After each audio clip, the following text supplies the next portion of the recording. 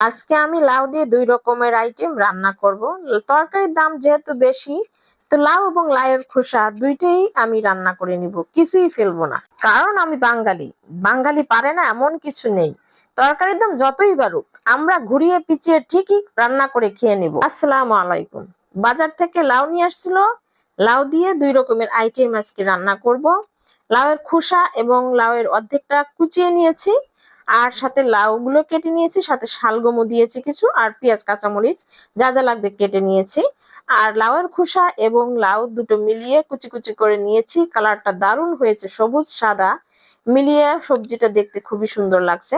আর এই সবজি ভাজিটা খেতে খুবই মজার লাগে, আর যদি একটু সুন্দর করে ভাজি করা যায়। তো আমি প্রেসার কুকারে দিয়ে দিছি। কারণ কি, লাউয়ের উপরের অংশ ওটা কেটে নিয়েছি, একটু একটু শক্ত টাইপের হয়, আর প্রেসারে দিলে একটু সিদ্ধ হয়ে যাবে, সুন্দর খেতে মজা হবে। আর পুঁটি মাছ দিয়ে আমি লাউ রান্না করব। লাউয়ের ঝোলটা খুবই পছন্দের, আর সাথে আমি ফোড়নের মশলা দিয়ে রান্না করব। আর এই মশলাটা আমাদের জেলাতে খুবই বিখ্যাত এবং দারুণ হয় এই ফোড়নের মশলা দিয়ে রান্না করলে। পুঁটি মাছ বের করে নিয়েছি, আর পুঁটি মাছ তো আমার প্রিয় খাবার।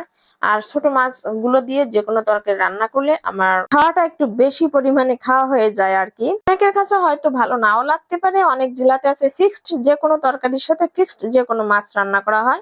আমরা লাউ দিয়ে যে কোনো মাছ রান্না করি, আর এতে আমাদের খেতে কোনো অসুবিধা হয় না। এক এক জেলার রান্না এক এক রকমের, আর প্রতি জেলার রান্না তার নিজের কাছে অনেক প্রিয় হয়ে থাকে। এগুলো নিয়ে আপনারা কোনো পজিটিভ কমেন্ট করার চেষ্টা করবেন, নেগেটিভ কমেন্ট না করলে খুশি হব। আমি প্রেসার কুকারে ভাজিটা বসিয়ে দিয়েছি। আর এই লাউয়ের খোসা এবং লাউ দিয়ে যে ভাজিটা, এই সবজিটা আমার ছেলে মেয়ে খুব মজা করে খায়। আর ওরা তো একবারই সবজি খেতে চায় না, কিন্তু এটা ছেলে মেয়েরা খুব পছন্দ করে খায়, আর ভাজিটা খুব মজার হয়।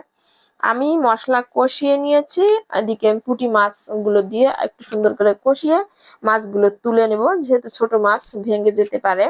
আর এই মাছটা কাঁচা রান্না করলে বেশি মজার হয়, ভেজে রান্না করলে অতটা মজার হবে না তরকারিটা, আমরা যেভাবে খাই আর কি। আর মশলার মধ্যে এখানে একটু ভাজি করে তার মধ্যে হলুদ, লবণ, মরিচের গুঁড়া দিয়েছি, অন্য কোনো মশলা এখানে দেয়নি।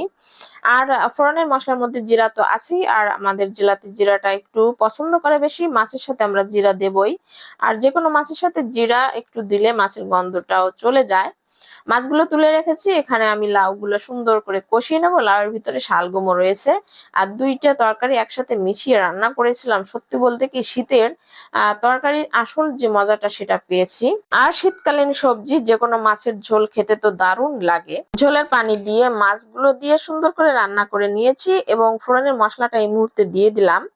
আর এই মশলাটা দেওয়ার পরে সুন্দর একটা ঘ্রাণ চলে আসে ঝোলের মধ্যে থেকে। আর এখানে শেষের দিকে সামান্য একটু ধনিয়া পাতা দিয়ে দেব।